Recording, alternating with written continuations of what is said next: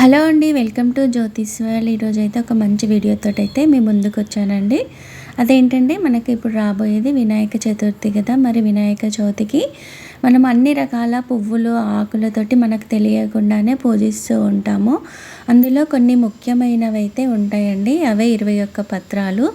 ఆ 21 పత్రాలను వాటి పేర్లను మనం ఇంకా వివరంగా తెలుసుకున్నట్టయితే మనతో పాటు మన పిల్లలు అడిగిన ప్రశ్నలకి మనం చెప్పి వాటికి కూడా వాళ్ళకు కూడా వివరంగా తెలియజెప్తాం కదా. మనతో పాటు 10 మందికి కూడా నేర్పించిన వాళ్ళం అవుతాము. అయితే ప్రతి ఒక్క ఆకు, పువ్వులు, కాయలు వాటిలో అయితే మంచి ఔషధ గుణం అయితే ఉంటుంది. మరి 21 పత్రాలనైతే ఏకవింశతి పత్రాలని అంటారు.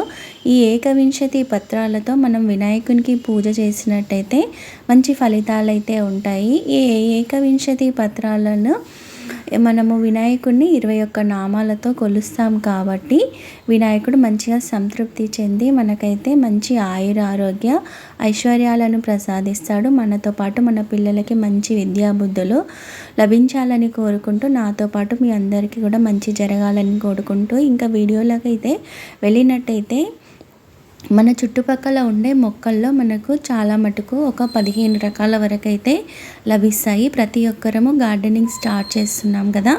మరి మిగిలిన 5-6 రకాల ఆకులు దొరకకపోయినా వాటి పేర్లను తలుచుకొని అయితే మనం వినాయకుడిని పూజించుకుందాము. ముందుగా మీ అందరికీ వినాయక చవితి శుభాకాంక్షలు.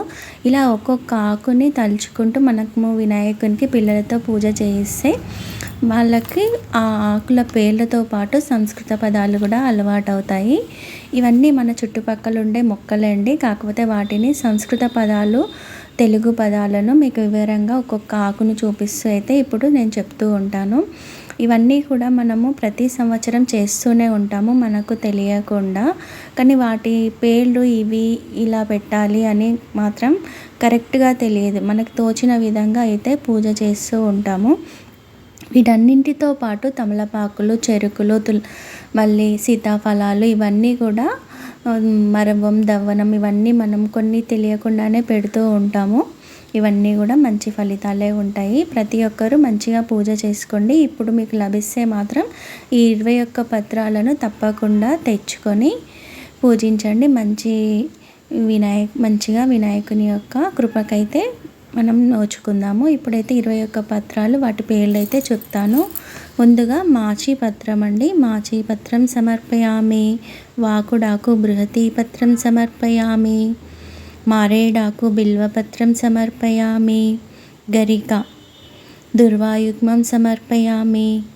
5 ఉమ్మెంతాకు దత్తూర పత్రం సమర్పయామి.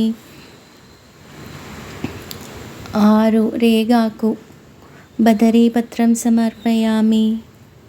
7 ఉత్తరేనాకు అపామార్గపత్రం సమర్పయామి. 8 తులసాకు తులసీపత్రం సమర్పయామి.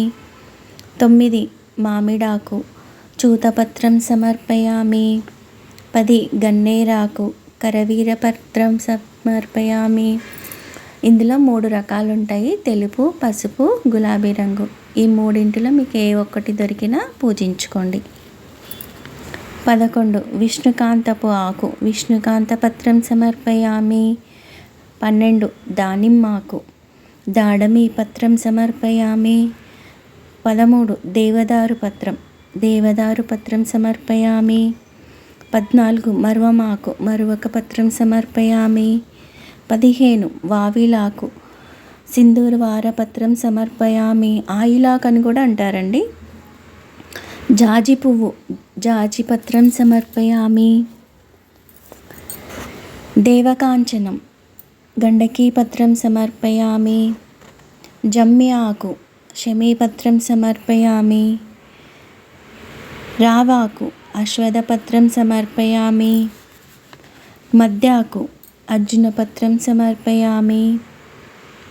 జిల్లేడాకు అర్ఘపత్రం సమర్పయామి. ఇలా 21 పత్రాలతో మనం వినాయకుడికి సమర్పయామి అనుకుంటూ చేసుకుంటే సరిపోతుందండి. ఇలా మనతో పాటు మన పిల్లలతో పూజ చేయిస్తే వాళ్ళకు కూడా ప్రతి ఒక్క ఆకు, పువ్వు వాటి పేర్లు తెలుసుకొని అందరికీ తెలియజెప్తూ ఉంటారు. ఇంకా మంచి ఫలితం అయితే ఉంటుందండి. ఇదైతే నాకు తెలిసిన వినాయకుని పండుగకి నేను చేసుకునే పూజ వివరాలు అయితే మీ అందరికీ తెలియచెప్పాలని ఈ విధంగా అయితే చూపిస్తున్నాను. ఇలాంటివన్నీ మరిన్ని మంచి మంచి విషయాలు మన ఛానల్లో ఉంటాయి.